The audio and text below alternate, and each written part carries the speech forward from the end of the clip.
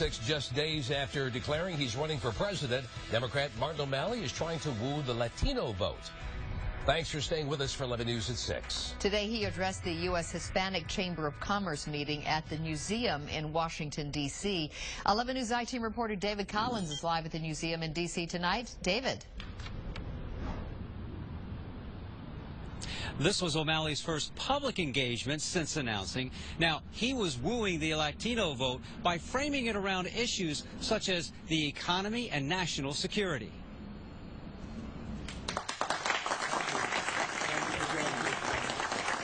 Martin O'Malley is going after the Latino vote. Many Hispanics, particularly those in his home state of Maryland, already consider him a champion of immigration causes.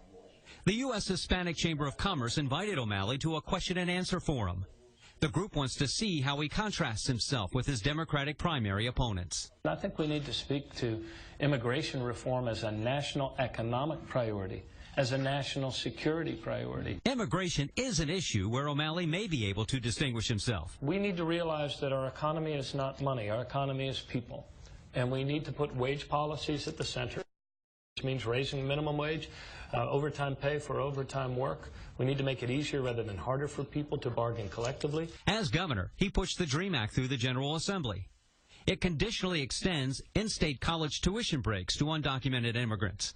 He supported legislation allowing undocumented immigrants to get limited driver's licenses. I would use my executive authority to protect public safety, but also guided by the truth that we should not be breaking up families. Last summer, O'Malley broke with the Obama administration. The president's plan at the time was to expedite deporting unaccompanied border children. O'Malley set up a website, hotline, and outreach programs to assist the children and to find them temporary homes in Maryland. The move generated protests. Vandals even misspelled their objection on a Westminster Army Reserve Center under consideration as a shelter. This is Emmanuel. He is one of the Central American refugee kids who, because of you, is able to be here this Christmas and safe. And the boy shook my hand tentatively and then immediately locked me in this bear hug. And I will never, ever forget that. The Hispanic Chamber of Commerce represents 3.2 million Latino business owners. 10% of Maryland's population is Hispanic. I intend to make a great comprehensive immigration reform a national economic priority and a national security priority, and I am going to do whatever it takes to get it done during my service in office.